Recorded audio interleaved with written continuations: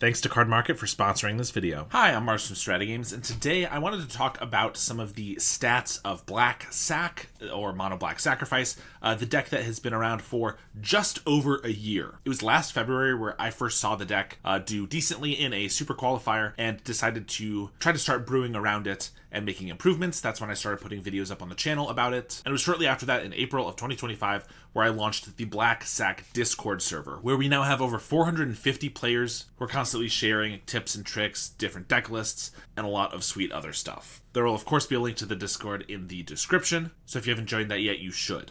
But I have some stats here on every single match that I played for the last year, which I tracked. I also have stats from 2 other players that we will get to as well, totaling over 1,100 matches that we played, which is honestly still a relatively small sample size in the grand scheme of things, but is a good indication of some of the decks that we are best against, some of the decks we are worst against, and just gives some context for how this deck does. So these are my stats here, and you can see at the bottom here, total, I've played 362 matches with Black Sac. This is only on MTGO. I haven't counted any of my paper matches. That's on another tab here, but we actually won't get to that. I have a 67.4% win rate, very, very strong, and I've won 244 matches, lost 118.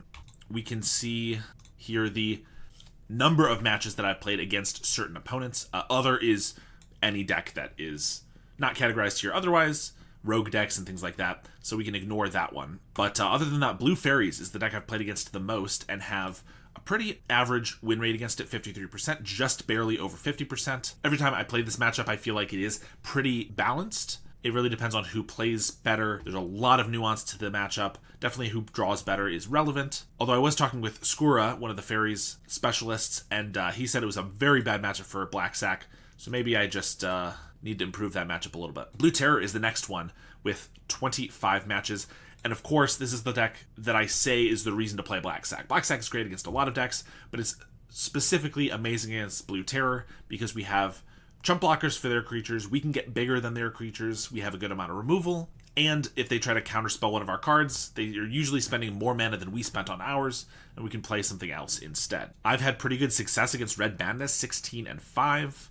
These red ones here are, of course, the banned decks. I had a bad win rate against Kuldotha Rebirth. This is because Kuldotha was extremely powerful. This might have definitely been a bad matchup for us, probably was a little bit, but to be honest, this was also the first month of me playing the deck, because Kuldotha got banned at the end of March last year. So this was not only me not knowing how the deck functioned properly, but also not having the best version of the deck. We were still on Deadly Disputes, Fanatical Offerings, and Gixine Infiltrators in this list. So for all we know, this would have been a much better matchup if we were playing a list more like we are today. Of course, High Tide was after that, so it was when we had a more finalized list and more experience. And I think it was a pretty good matchup, probably even a better matchup than represented here, but again, with a small sample size, you don't always get the whole picture. And then Brood Scale, I didn't love playing against Brood Scale in general, but Black Sac was absolutely favored against it. We were able to play Snuff Outs to kill their combo, we could go pretty fast to race them, and every single spawn they sacrificed grew our beetles. So I won't go over every single one of these individually, especially because we have a couple other players to get to. So the 2 other players who were able to give me their data were Entropete, who is one of the most prolific Black Sac players in the Discord and just in general. In fact, he had 670, nearly double my matches in the last year. Of course, I play a lot of other decks and I make content and things like that, whereas he, as far as I know, mostly specializes in Black Sac. And then we had Oki Afterbirth, who played quite a few less. They had 75 matches that they were able to give to us. I think they played over 100 or so, but weren't able to get the data for some of them. But any data that I could take, I was happy to get. We're filtered by win rate here now, and you can see that Entropete and I have very similar, for a lot of matches, win rates. Anything above, as you can see by this delineation here, about 65% is very green. So all of these are really good matchups for us. But like Dimir Control, I only had a 57% win rate against. I don't know why this is yellow. It's hard to get these gradient colors perfect. 57 is still obviously a very good win rate, even with such a small pool, but it's yellow here, whatever. Dredge I'd only played against 3 times and I won every time, whereas Entropete had played against it 4 times, only had a 50% win rate. These are tiny sample sizes, so it's not that important. The thing that we want to really look at here is the combined win rate. This is all 3 of our win rates combined, and we can see our best matchups here. Again, small sample size, but 11 out of 11 times we won against Is It Control. Is It Control is a deck that's been around for a while, and to be honest, never feels amazing in the meta. I know a lot of people love that deck. I like that deck a lot, but it just generally doesn't do quite as well in the meta. Then again, it still sometimes wins challenges. So you have your specialists who really play the deck and know how to take advantage of it. I would say clearly it's not that favored against Black Sack. Now, it is a small sample size, but I do think that 11 wins and 0 losses means it's unlikely that this is a bad matchup for us, right? This is a small sample size, so is our win rate all absolutely 100%? No, it's probably 50 to 60%, somewhere in there. Honestly, a lot closer to 50% if we had, 1,000 matches for this. But with 11-0, I cannot imagine a world where we actually have like a 45% win rate against this deck, and none of us lost any of the times we went up against it. Walls Combo and Gruul Ponza, we have 10-1 with 11 matches. Still a 90% win rate.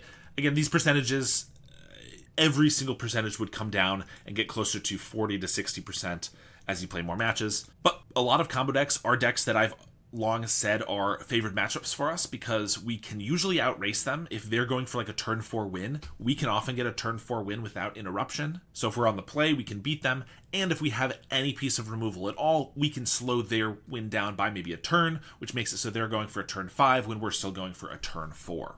This also depends very much on what deck lists you are running, of course. Entropy usually favors a deck list that is much heavier on removal and has very little to none card draw, usually swapping out those 4 Village Rites for Snuff Outs, Tragic Slips, Accursed Marauders, and more Staminas and Unearths and things like that. Whereas I like a little bit more of a well-rounded deck with some Village Rites and things like that that do slow our game plan down a little bit, give us a little bit less interaction, but against those removal heavy decks allows us to turn our carrion feeders that are getting killed into 2 more card draws and things like that. And to be honest, I'm not exactly sure where Oki Afterbirth lies as far as what type of deck list they play.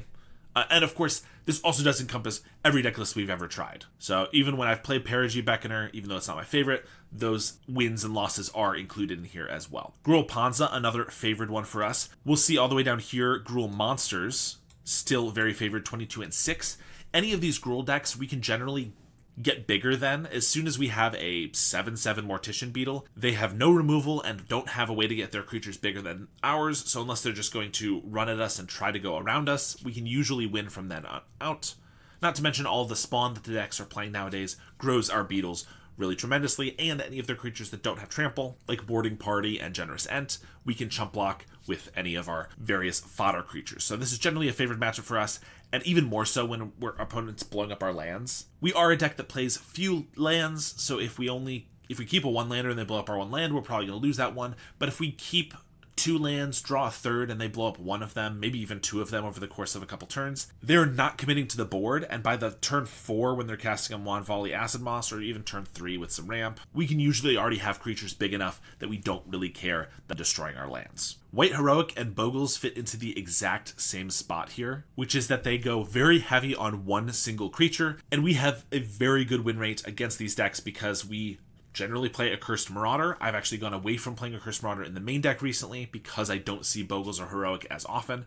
But if I knew I was going to be facing them in the meta or in every single league or something like that, I would absolutely be playing Accursed Marauder. 1 Marauder will already win you the game a lot of the time, but even if they have a couple extra creatures, you can unearth or supernatural stamina that Marauder, or maybe snuff out or shambling gas their token or whatever other random creature that they have lying around. The token doesn't matter because the Accursed Marauder doesn't eat those, but yeah, it's not too hard for us to deal with one single creature. And again, we can sometimes just race them. If they don't have the perfect start and they're dirtling around for just a couple of turns looking for trample or something like that, if they don't have trample or protection, we can chump block very easily. If they don't have lifelink, we can race them. And I wanted to point out, because this is absolutely crazy to me, since we're looking at the combined rates, Entropy is actually the one who's played every single match against White Heroic, 19, going 17-2. I've not played against them a single time, which I just think is kind of funny. Entropy's won every single Bogles matchup that they've played. I've gone 8-2, a little bit less good, but that might be indicative of the fact that I've dropped Marauders. In any case, our win rate is still very good up here. Monstertron, That's a newer deck generally, but seems like we have a pretty good win rate against them. They do have some removal with Pinnacle Killship, although 10 damage is a ton. We can sometimes still keep our guys alive through it. And again, once we get to a certain point, once we have a 11/11 creature, they can't kill it and they can't get through it, and we can just win from there. My other beloved Esper Affinity, we have a pretty good matchup against, as they are pretty slow, don't have the most targeted removal, and we can just outclass their creatures pretty quickly. A couple more combo decks, or Azorius Familiars is kind of combo control, that we do really well against: Ruby Storm and Azorius Familiars. Familiars plays a low number of counterspells and a low number of interaction spells, like their 4 snaps, that if they can't find those, we can often overrun them very, very quickly. And even if they do, they're spending 2 mana to usually deal with a 1-drop that we played. And if they try to snap our creature, we can usually sacrifice it to make it so they don't untap their mana, which fundamentally ruins their deck. They're a very mana-hungry deck that really needs snap to go off to be able to fuel all of their mana advantages. And if we do have a little bit of removal and can pick off a Sunscape Familiar, that helps us a lot too. So I'm not surprised to see a good win rate here. Definitely a deck that feels favored for us. Flickertron honestly operates very similarly to Familiars, with a lot of spells to get back from your graveyard, Murmuring Mystics as a win con, and instead of reducing the cost of your spells with Sunscape Familiar, it just plays Tron lands to get more mana overall. Ruby Storm is a relatively new deck as far as being popular, so we don't have a ton of matches for it, but we've done decently against it because, again, we can usually race them, and if we kill 1 or 2 creatures, we can usually win that game. I'm only showing matchups here where we have at least 5 matches, because even 5 matches is pretty small sample size. So everything else goes into other. It's hard to figure out exactly what other is, what decks they are, but just having a 77% win rate against various decks is pretty good. Obviously, a lot of these decks might be non-meta, or they might be meta decks that we just only have gone up against a couple of times. But just having a deck that you know can do decently in the blind against a random deck is a good indication that you have something worth fighting for. Infect, we have actually played more than a couple of these other decks, which is interesting. Infect is honestly similar to Bogles and Heroic, although just a little bit faster. So we have so much removal that we usually can just kill off their creatures and have no trouble there. Here, as we get down closer to the 60s and maybe even the 50s, we see a lot more matches, because obviously more matches, you're going to equalize more. So here we finally have our Blue Terror overall 72% win rate, 63 wins, 24 losses. Of course, if we multiply these numbers by 10, if we have suddenly 900 matches instead of just 87, this would probably drop down to like 60%, maybe even high 50s. But this is definitely a good matchup for Black Sack. And even Spy combo, still with 50 matches, 36 and 14. Pretty good win rate. Just like Walls and those other ones we mentioned, we can race them. If we have 1 creature removal spell, we can often destabilize their plan enough that we can beat them in the race. And once we get creatures that are 5/5s, 2 5/5s attacking in, they're going to have to start chump blocking, and once they do, they usually have lost the match. Elves was actually a matchup that I really didn't like in the early stages of Black Sack, and have fully flipped on and now think it's extremely advantageous for us. That's because I've added a lot more removal to the deck. I like more Shambling Ghasts, which pick off so many of their creatures. And then in the sideboard, we have Tragic Slip, we have Drown in Sorrow, Spinning Darkness, just a lot of ways to kill their creatures. And again, with all these creature combo decks, we can outrace them a lot of the time. Now, I'm not too surprised by this, and this is a small sample size, but Golgari Gardens, 15 and 8. This has never been a match that I've thought is bad for us. But it is really tricky, because of course they have tons and tons of removal. The thing is, their removal is so limited. Other than the 4 cast downs they have Defiles, which are usually reliant on their swamp count, meaning we can often outgrow them with our Carrion Feeders and our Beetles if we play it right. Snuff Outs, which are totally useless against us. Tithing Blades, which as long as we don't go all in on 1 creature, we can play around. So all of the conditional removal that they play, we're usually able to dodge, and if they're not able to kill every single one of our growers, it usually can be pretty devastating for them. Dimir Fairies and Dimir Terror are sitting in about the same spot. These are definitely both worse for us, I've learned, over the mono blue versions of the decks, because they have cast downs which can actually kill our creatures, whereas the mono blue versions don't have any ways to really deal with our creatures very effectively. But we do get a benefit in here in that usually both these decks play 4 Snuff Outs, and that's completely dead against us, so they do upgrade a few of their cards while downgrading some of their others. Still pretty good positive win rates, but these are some decks that I wouldn't be surprised if they were much closer to 50 or 53% if we had some more matches in here. Coggates is a deck that I know a lot of people struggle with, that I've always found to be pretty favored. They do have Journey to Nowhere and counter spells, which can be pretty problematic, and they do play Prismatic Strands, which is always a tough card for us. But they're such a slow deck that relies on eventually being able to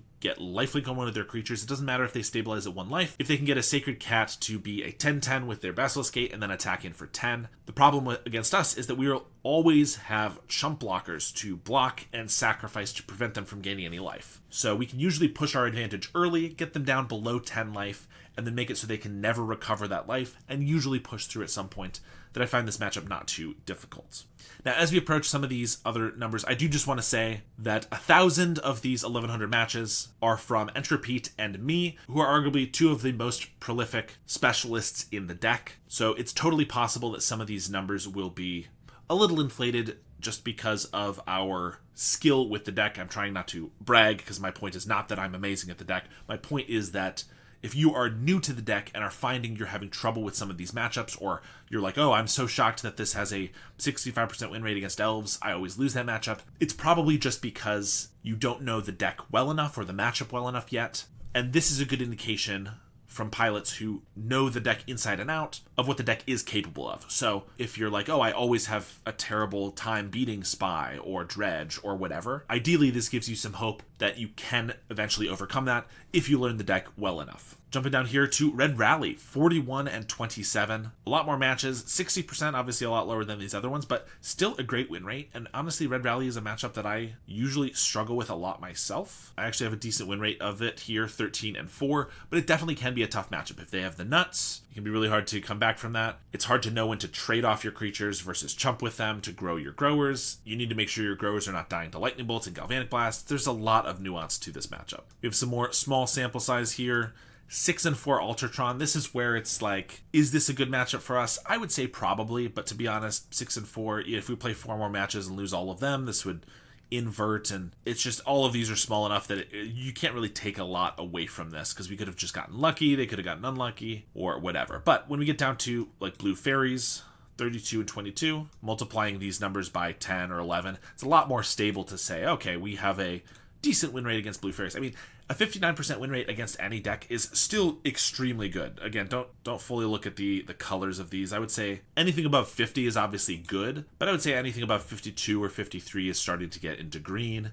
We shouldn't be yellow all the way up here, but like I said, I messed around with these colors for a while, and it was hard to get them exactly right. Jund Wildfire, I was surprised to see here at 57%. I've always found this to be one of our worst matchups. You know, not our worst, probably 4th or 5th worst, but here we actually have a pretty good win rate against them. And to be honest, I've found that I do win against them a lot more recently. It's usually if they have Kark Toxin Analysis, we will lose the game early if we don't have a way to stop them from getting Death Touch on that. But if they don't have it, we usually have an okay time winning that match. We have a couple other small ones here, but then we have our Red Madness, which is the deck with the most matches that we have here, 101 across all 3 of us, with a 55 and 46 record, 54%, still not bad at all. I did want to break this out, because as we were looking at my win rate before, my Red Madness win rate is actually 76% with 16 and 5, so I have had a pretty good luck against Red Madness and have felt that this is really not that bad of a matchup for us if you play it right. Entropete, though, has played way more matches than I have, 68 versus my 21, more than triple, and has a 34 and 34 win rate. Now, Entropete, if anything, is probably a better player on this deck than I am, because again, he has so much more experience, so I don't think that I'm just way better at this matchup. I assume it's probably based on our deck lists. He plays a lot more removal, as we've talked about, including a lot of snuff outs, which is generally not great in this matchup. Now, I've had many videos where I've had snuff outs in my main deck, and actually killing a Casting Flame Breather or a Gutter Snipe with a snuff out right away when it comes down, even losing that 4 life, is usually worth it and often contributes to a win. But if you don't have it exactly then, or you have to spend life, or they play it and they're able to deal you a bunch of damage and then you lose 4 on top of it with the snuff out, it can definitely be bad. So this might just be an indication that more card draw and, like I said, a more well-rounded deck might do better than the all-in aggressive version. Because the other thing is that Red Madness is very fluid. A lot of people say it's an aggro deck. It's really not an aggro deck, but it's kind of a burn deck, which is pseudo aggro, but it's also a control deck, it's also a combo deck, it's a little bit of everything. But against us, if our opponent knows what they're doing, they want to be a control deck. They want to be killing all of our growers as soon as possible, and then eventually they'll win. Now, if they're trying to kill all of our creatures, and I have a bunch of village rights, which when they try to kill our creature gives us card advantage, they send a bolt at our Mortician Beetle, I sacrifice it and I'm up a card. That's going to give us an advantage in those matches over a deck where you're not playing any of that card draw and instead you just have removal, which is good when your opponent lands a Gutter Snipe or a Kessig Flame Breather. But if they don't land those early, that removal is not really doing much for you. It's not that great to pick off a Sneaky Snacker or a Voldaren Epicure unless it's clearing the way to get in for a lethal attack. But again, a Snuff Out is very dangerous to do that with, and also doesn't even hit a Snacker. So all of this to say, I think this huge disparity in win rate, which I believe is our biggest disparity at 26%, is largely due to my deck list being a little bit more tuned for this matchup, but also just the smaller sample size. If I had played 3 times as many matches, I don't think I would have a 76% win rate. I would assume even if I was doing pretty well like this, it would be more around, 65, maybe high 60s, maybe even low 60s. But even that 10% could be a big deal. But again, I think it's mostly deck list. So maybe that's something to consider, is that a deck list more like my stock list might be better for the Mono Red Madness matchup. But there's also plenty of things that we can get to where it's worse. My White Weenie matchup on here is a lot worse than Entropites. So I'm not, by no means am I saying my list is the only correct way to play the deck. Just maybe a little better against Mono Red Madness. I will say, interestingly, our Rakdos matchup is a lot more similar, with 10 and 9 and 13 and 11, less than a 2% disparity here. And I will say Rakdos Madness doesn't usually have the luxury of playing that control matchup. They usually do just have to go to race, and I would assume that might have something to do with that similarity. Very funnily here, we have Black Sack, not at a 52% win rate. Obviously, Black Sack, if I counted every single person who's ever played the deck, would have a perfect 50% win rate, because if Black Sack's on both sides, one of them is always winning and one of them is always losing. But with just 3 random people here, we have a slightly higher win rate because we've won a little bit more against them, but this is pretty useless data. We do have a 50% win rate against White Weenie, and this is where we're going into what I would say are the bad matchups for us. And I think a lot of these are definitely the decks that I've talked about being some of our worst matchups.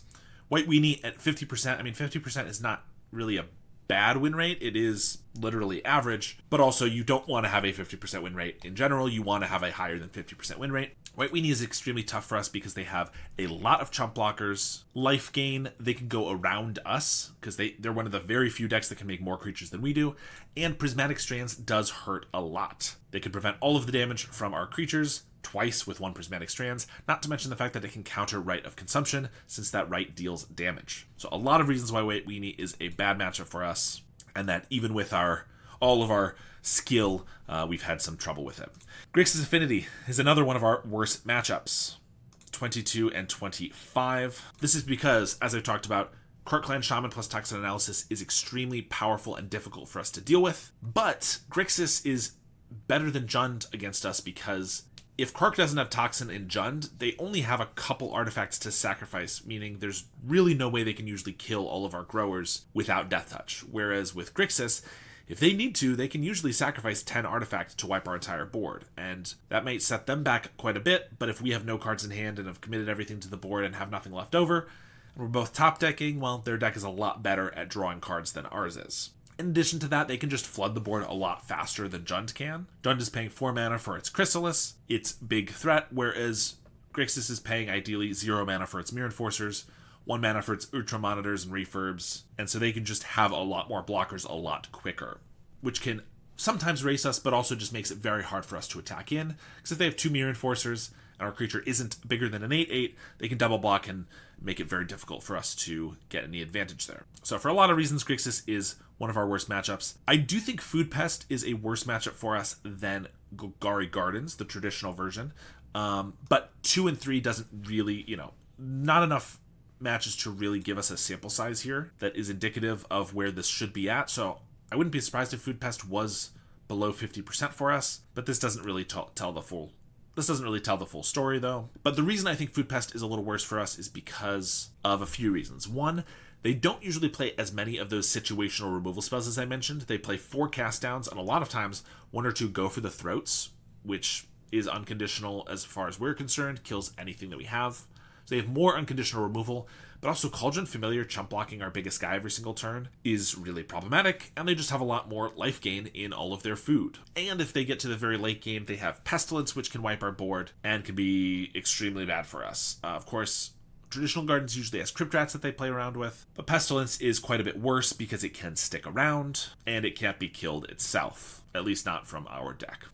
So I'd be interested to see where Food Pest would lie if we had, 50 matches as opposed to just 5, but for now it's down here. Pinger Burn, I will say, is usually any deck that features Kessig Flame Breather or usually Thermo Alchemist, but is not featuring the Madness package. Not a deck that's usually in the meta that much because Madness Burn has become the main deck, but after the Kuldotha ban, where Mono Red splintered into a lot of different decks, Pinger Burn was one of the decks that was around for a little while, and clearly one of our worst matchups. But again, this was also early on when we hadn't necessarily finalized a deck list, so I'm not exactly sure what to do with this stat here. But I will say, Boros Synth, again, not the most matchups here, and Boros Synth is a deck that's fallen out of favor in the format, which is great for us, because it is our single most difficult matchup. The reason is that they usually play 4 Lightning Bolts, 4 Galvanic Blasts, and a handful of Journey to Nowheres. So we have to both deal with damage-based removal that we need to make sure we have our creature above 4 or 5 toughness, but then also they have Journey to Nowhere, which can just wipe away our creature no matter how big it is. So you have to play around both of these things, which makes it very difficult for us to efficiently start our game. Not to mention they have a lot of chump blockers, and occasionally even play Prismatic Strands as well. Mardu Synth obviously falls in the same boat, playing a lot of the same cards, so if we combine these two numbers, we'd have a 33% win rate at 5 and 10. Still pretty bad, and again, I'm sure that number would come up to probably somewhere in the 40s if we got enough matches, but still definitely a really bad matchup for us. These are the 4 decks I've long since said that are some of our worst matchups: Jund Wildfire, White Weenie, Grixis Affinity, and Boros Synth. Maybe I should reconsider Jund Wildfire based on this, because obviously this is showing that Red Madness and Rakdos Madness are both worse. And I will say, as a relatively new deck to the format, at least in popularity, Food Pest is definitely another one I've started mentioning as a difficult one for us. So maybe Jund has lost its status as one of our big 4 scary decks, and maybe we're looking at more like these 4 with Madness decks sitting just above. Oh, and I will say, based on banned decks, based on these win rates, we had a bad win rate against Kuldotha, bad on High Tide, although I think we had a good matchup against High Tide. So maybe this is a fluke and small sample size, or maybe I just had a bit of a misunderstanding of that matchup. Brutescale was a good matchup for us that was taken away, but probably worth it to get rid of this Kuldotha and make it so that we have some actually decent win rates against red. In conclusion, I don't know. I don't really know what the conclusion is to this video. I just wanted to share some stats. I would love to do a follow-up video to this that has way more data. I would love to get up to 10,000 matches or something like that. So if you are a Black Sack player who has tracked all of your matches, or there's an MTGO tracker link in the description that you can check out, which can let you retroactively go back and track all of your data. Admittedly, you do have to do a little bit of work manually typing in matchups and things like that, but if that's something you're interested in and I get enough people to contribute additional data, I would love to rehash this with a much greater sample size so that we can actually look at some of these without having to, disqualify anything with fewer than 20 or 30 matches or something like that. I hope this video was somewhat helpful for you. Thank you so much for watching it, and thank you to my supporters, like my $10 up monthly supporters, Howard Granger, JDNPX, Halcaz, Cody Cowell, Sty, Benedict, and DJ Vinyl. I really appreciate the support, and I will see you all next time.